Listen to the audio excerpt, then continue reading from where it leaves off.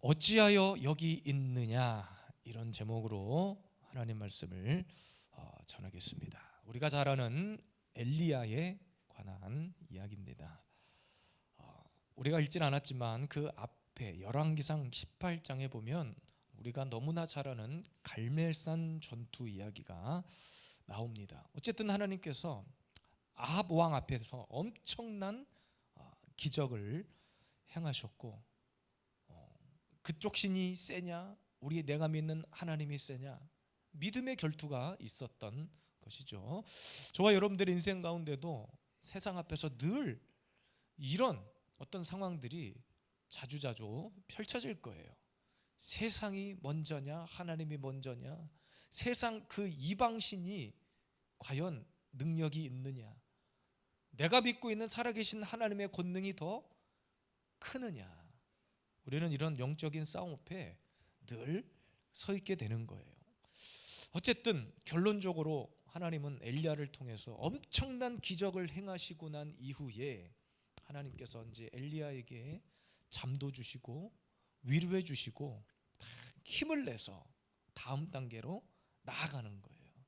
우리가 읽진 않았지만 본문 8절에 보니까 그 음식물의 힘을 의지하여 40주 40야를 가서 하나님의 산 호렙에 이르니라. 어쨌든 갈멜산 전투 이후에 하나님이 쉼도 주시고 안식을 주셔서 다음 단계 호렙에 나아가고 있는 거예요.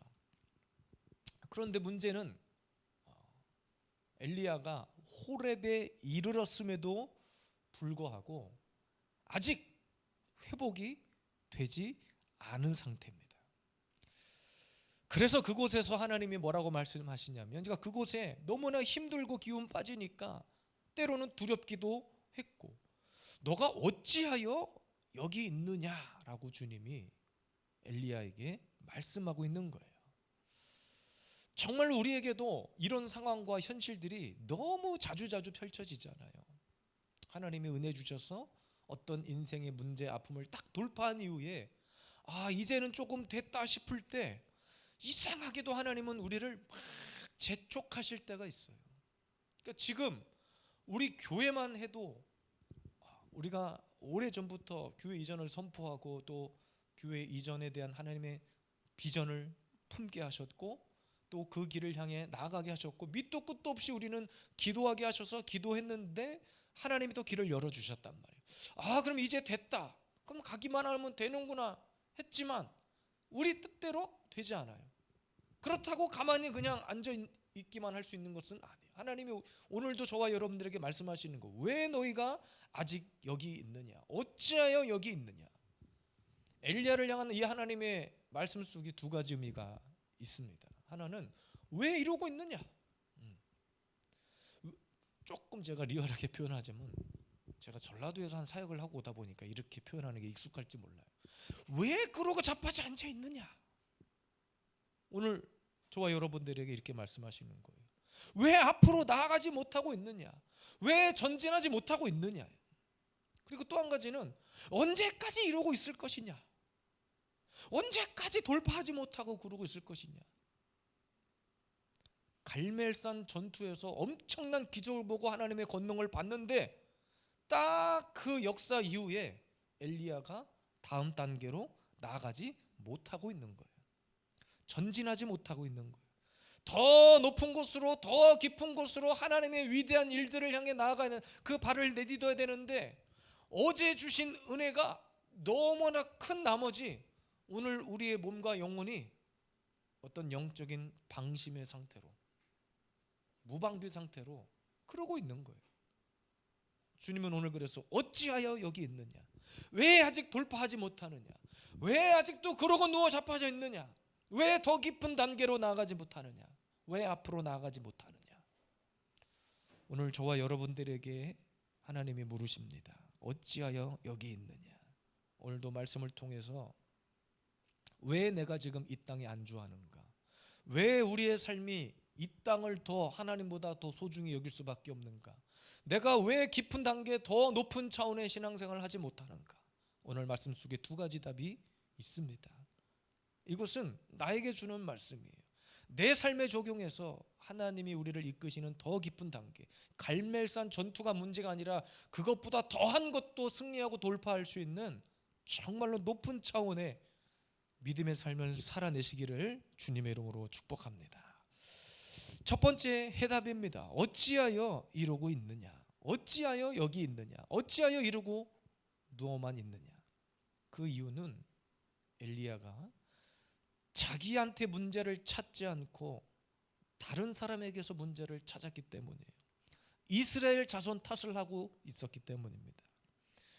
10절 말씀해 보니까 그가 대답하되 어찌하여 여기 있느냐라고 물으실 때 그가 대답하되 내가 만군의 하나님 여호와께 열심히 유별을 하오니 이는 이스라엘 자손이 주의 언약을 버리고 주의 제단을 헐며 칼로 주의 선지자들을 죽였음이오며 오직 나만 남았거늘 그들이 내 생명을 찾아 빼앗으려 하나이다. 보세요. 지금 하나님께서 누구에게 묻고 계신 거예요? 엘리야에게. 왜 여기 있느냐? 왜 그러고 누워 자빠져 있느냐? 엘리야에게 묻고 있는 거예요. 근데 엘리야는 지금 하나님 앞에 뭐라고 대답을 하고 있냐면 이스라엘 자손이 어쩌고 저쩌고 이랬겠고요, 이스라엘 자손이 뭐 선지자들을 어떻게 했고요, 엉뚱한 얘기를 하고 있는 거예요. 지금 내가 하나님의 남이 그러니까 이스라엘 백성들이 하나님의 언약을 어기는 거하고 하나님께서 엘리야를 불러서 계속해서 엘리야를 향해서 뭔가를 재촉하시는 거하고 무슨 상관이냐는 거예요. 다른 사람 핑계거리를 찾고 있는 거예요. 다른 사람 핑계거지. 그러니까 마치 이런 거죠. 나 저 사람 꼴 보기 싫어서 나 교회 나가기 싫으네요. 나 저 사람 때문에 하나님 저 사람을 내팽개치든지 나를 택하시든지 이렇게 해달라. 마치 이런 식인 거예요. 나의 문제를 남 탓으로 여기고 있는 거예요. 우리가 왜 하나님 앞에 어떤 영적인 돌파 더 깊은 단계로 나아가지 못하는가? 항상 우리는 하나님 앞에서 어떤 문제를 찾을 때 나한테 어떤 문제가 있고 나의 부족함을 찾고 내가 왜 지금 이렇게 주저하고 있는지 내 안에 어떤 영적인 잘못된 부분을 찾으려 하지 않고 환경을 탓하고 가정을 탓하고 내 주변의 사람을 탓하고 교회 탓하고 지금 그러고 있는 거예요. 10절 말씀해 보니까 그들이 자신의 생명을 빼앗으려 한다라고 지금 엘리야가 하나님 앞에 고자질하고 있는 거예요. 근데 하나님은 엘리야에게 도대체 여기서 뭘 하고 있느냐? 사실은 하나님께서 우리에게 그렇게 물으실 때 저와 여러분들의 태도는 한 가지여야만 합니다. 그냥 하나님 앞에 있는 그대로 사실은 하나님 제가 시험 들었습니다. 사실은 하나님 제가 마음이 조금 연약했습니다. 사실은 하나님 제가 부족했습니다. 생각해 보니까 하나님 저 사람이 아니라 내 안에 어떤 영적인 문제가 있었습니다. 이렇게 대답하면 돼요. 근데 오늘 본문의 엘리야는 저들이 나를 죽이려 하고 있지 않냐, 하나님 앞에 엉뚱한 이야기를 하고 있는 거예요. 그러니까 저들이 무서워서 내가 아무것도 할 수 없고 지금 굴 속에 숨어 있다는 이야기를 하는 거예요. 오늘날의 많은 성도들이 교회 안에서 이런 일들 때문에 하나님 앞에 합법적인 핑계거리를 찾고 있다는 거예요. 그러니까 남이 뭐라고 하든지 환경이 어떻든지 지금 하나님께서 나를 부르셨고 내 인생의 문제에 어떤 답들을 하나님 앞에만 물으면 되는데 우리는 계속 환경 탓하고 돈 탓하고 관계를 탓하고 그런 탓을 하는 거예요. 교회가 뭐가 어쩌니 또 어쩌니 이런 탓만 하는 거예요. 오늘도 어떤 분이 교회에 문의를 하시는 거예요. 지금 제가 근데 그냥 전화가 왔길래 전화를 받았습니다. 우리 교회 상황들에 대해서 이런저런 질문들을 해요. 사실은 그냥 한번 와보면 끝나는 일이거든요. 와보면 돼. 그런데 자꾸 전화로 막 이렇게 물어봐요. 네 그렇습니다. 네 그래요. 네 그래요. 주차 뭐 이렇게 하면 됩니다. 와서 보세요. 막 이렇게 하는. 제가 어떻게 말로 더 이상 설명을 하냔 말이에요. 근데 여러분 교회 안에 우리가 맡겨진 일을 행할 때 마찬가지예요. 저만 해도 하나님 앞에 엎드려 기도하는 시간 있잖아요. 기도하는 시간, 말씀을 봐야 되고 기도를 해야 되는 시간을 물론 제 나름대로 하나님 앞에 결단하고 엎드려야 되는 시간이 있어요. 집중해야 될 시간이 있어요. 그런데 그날따라 유독 머리가 아프다든지.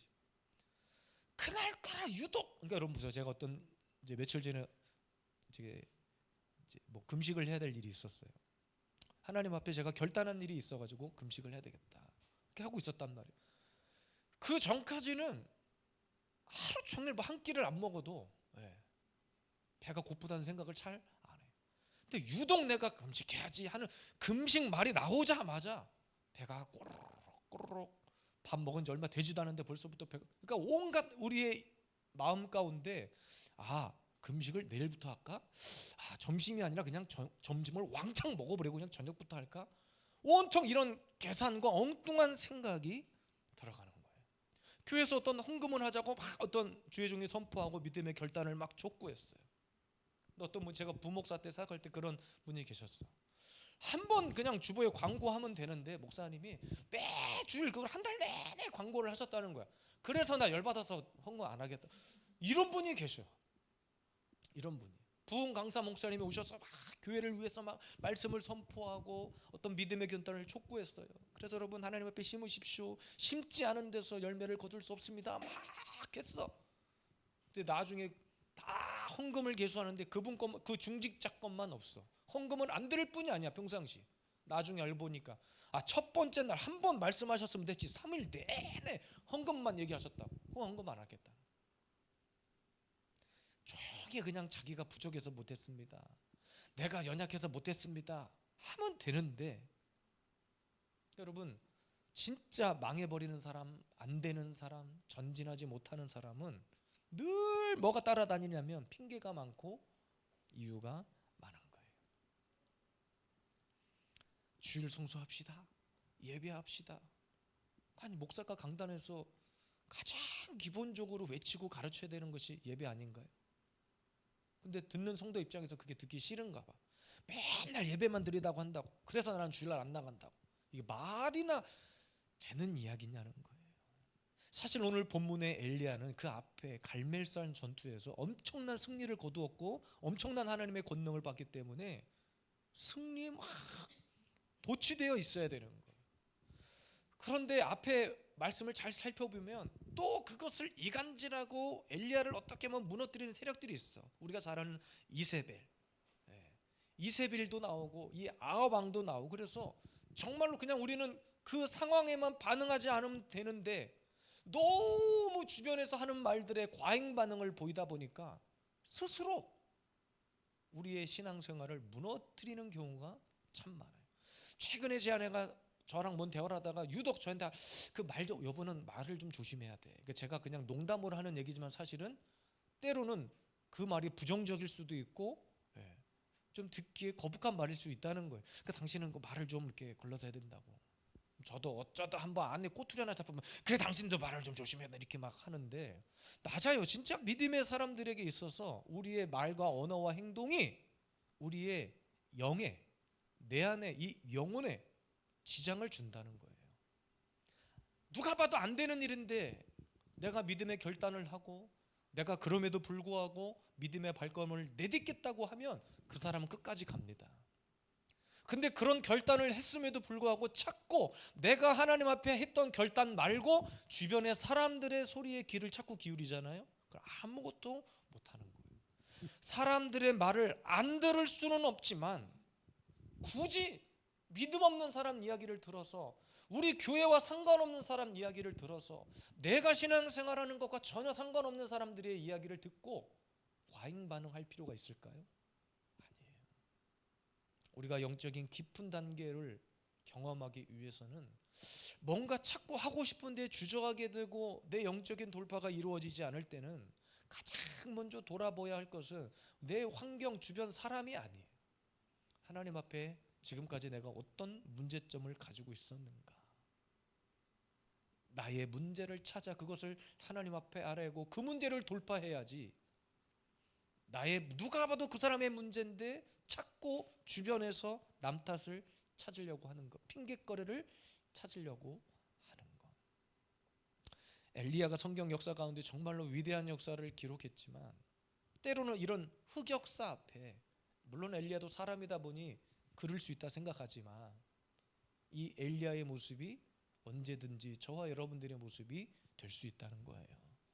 다른 사람의 문제, 교회의 문제, 목사의 문제가 아니라 1차적으로 내 안에 찾아온 영적인 문제는 내 안에 있는 문제점을 먼저 발견하고 돌파할 때 환경은 중요하지 않아요. 사람들의 말을 듣기는 해야 되겠지만 그것 때문에 내 마음이 막 요동칠 필요는 없다는 거예요. 오늘도 엘리야가 왜 하나님 앞에 어찌하여 너 이러고 자빠져 있는가? 갈멜산 전투에서 그렇게 위대한 역사를 맛보고 지금 너 빨리 다음 단계로 나가야 되는데 뭐 이스라엘 백성들 냅둬라. 그건 내가 알아서 할 테니까. 그 주변의 환경들, 그 주변의 사람들, 너에게 뭐라고 말하는 사람들의 소리가 아니라 너는 나의 소리만 들어라. 오늘도 그 영적인 문제 앞에 정말로 하나님이 기뻐하시는 엄청난 그 돌파의 은혜가 오늘 이 밤에 저와 여러분들에게 넘쳐나기를 주님의 이름으로 축복합니다. 아멘. 두 번째입니다. 어찌하여 이러고 있는가? 엘리야에게 어떤 문제가 있었냐면 하나님 앞에 나만 남았다고 하소연하고 있는 거예요. 10절 말씀 끝에 보니까 오직 나만 남았거늘 그들이 내 생명을 찾아 뺏으려 하나이다. 아까도 말씀드렸다시피 엘리야는 앞서 그 갈멜산 대첩에서 하나님이 확실하게 자신을 보호하시고 자신을 지켜주시고 자신의 편이라는 것을 확신했어요. 우리 권사님 잘 아는 하나님은 내 편. 확실하게 갈멜산 대첩에서 엘리야가 그것을 깨달았어요. 열왕기상 18장 36절에 보니까 주께서 이스라엘 중에서 하나님이신 것과 내가 주의 종인 것과 내가 주의 말씀대로 이 모든 일을 행하는 것을 오늘 알게 하옵소서. 그래가지고 여러분 엘리야가 어떤 일을 행했냐면요, 그 바알 선지자라고 하는 450명이 있었고요, 아세라 선지자 400명이 있었어요.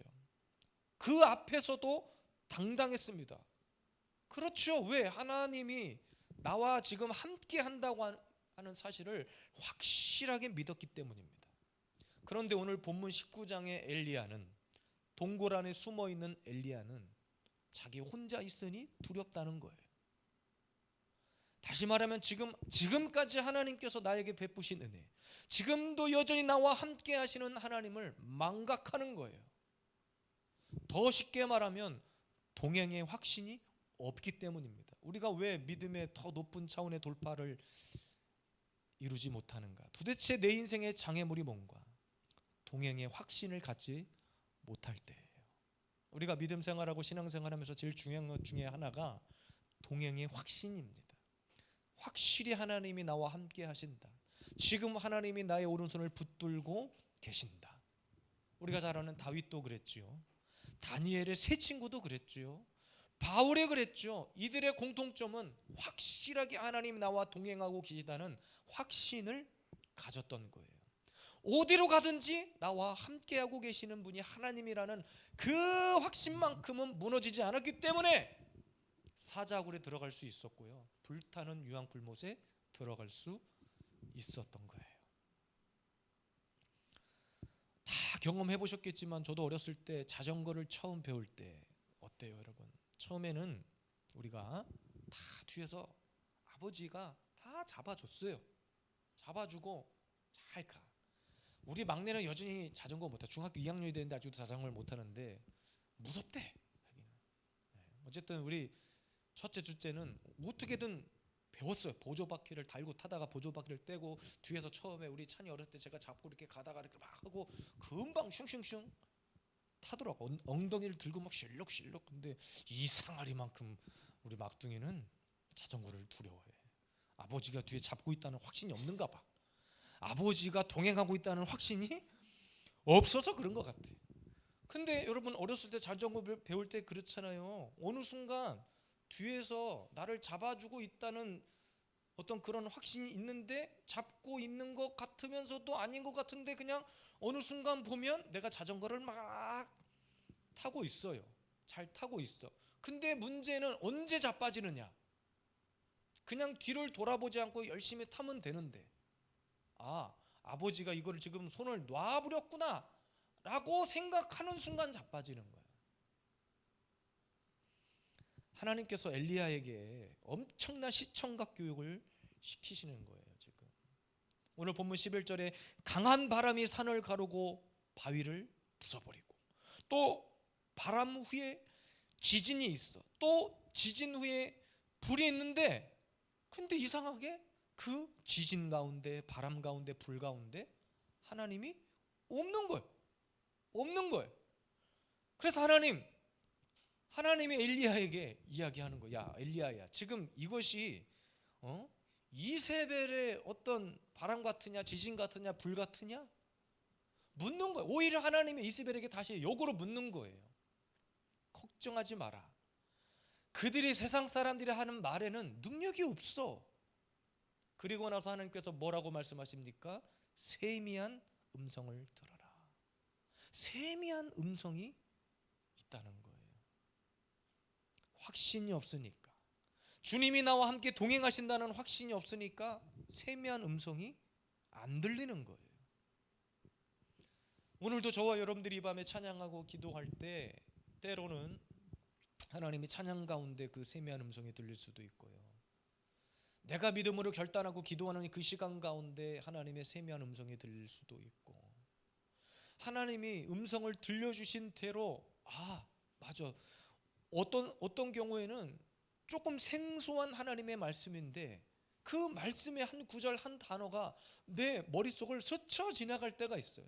반드시 그 하나님이 주신 하나님의 말씀인 거예요. 하나님의 세미한 음성일 가능성이 상당히 많습니다. 왜? 우리가 하나님이 나와 함께 하심을 믿고 믿음으로 기도했기 때문에 하나님이 들려주신 음성이에요. 하나님의 음성이라고 해서 우리가 귓가에 막 빠바바 하고 아미나 주냐 내 말을 들어라 이렇게 들리는 것이 아니라, 하나님은 영이시기 때문에 영으로 내 가슴 속에 울림을 주시거든요. 그것이 확실한 하나님의 세미한 음성이라는 거예요.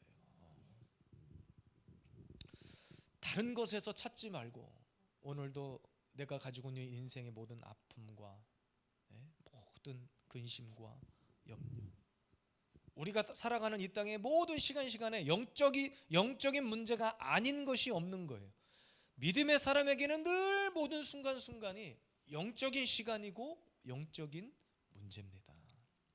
오늘도 어떤 목사님과 통화를 하면서 그런 이야기를 잠깐 나눴는데, 하나님께서 믿음을 자신에게 달아보는 것 같다, 믿음 훈련시키시는 것 같다, 이런 이야기를 해요. 어떤 환경 가운데 그 목사님이 뛰어넘어야 될 어떤 일들이 있으신 것 같은데 그 고백을 하는 거예요. 하나님이 이런 환경 속에서도 끝까지 하나님을 바라고 하나님을 의지하고 나아가는지, 하나님과의 어떤 동행의 확신이 있는지를 테스트하고 있는 것 같다. 근데 분명한 사실은 여러분, 그 테스트를 통과한 후에는 반드시 하나님이 우리에게 부어주실 놀라운 은혜와 축복이 있다는 거예요. 물질적인 어떤 것만을 이야기하는 것이 아니에요. 가장 먼저 하나님이 우리에게 은혜를 주실 때는 나의 심령을 막 후달구고 뭔가 막 폭포수와 같은 하나님의 은혜가 쏟아지고, 누군가와 만나서 대화만 해도 기쁘고 내 안에 영적인 평안을 주시거든요. 또 그 가운데 그동안 막혔던 어떤 일들이 뚫어지거나 열려지거나 환경이 바뀌어지거나, 오늘도 그런 경험들이 은혜가 저와 여러분들에게 넘쳐나기를 원합니다. 오늘도 우리 예수비전 세움교회 지금 5월 마지막 주, 6월 첫 번째, 두 번째 주까지 정말 여러분 우리가 집중해서 돌파해야 될 일이 있어요. 여러분의 개인의 문제도 참 중요하지만 먼저 너희는 그의 나라와 의를 구하라고 했어요. 교회를 위해서 또 목사를 위해서 함께 기도하시고, 하나님 앞에 은혜 주시는 대로 여러분의 삶의 문제를 놓고 기도하십시오. 짧지만 강렬하게 하나님 오늘도 찬양하고 기도하는 가운데 이런 믿음의 확신을 가지고 지금까지 우리가 뛰어넘지 못했던 어떤 영적인 부분들을 초월해서 초자연적인 하나님의 놀라운 은혜를 오늘 이 밤에 보게 하여 주시옵소서. 어찌하여 거기 있는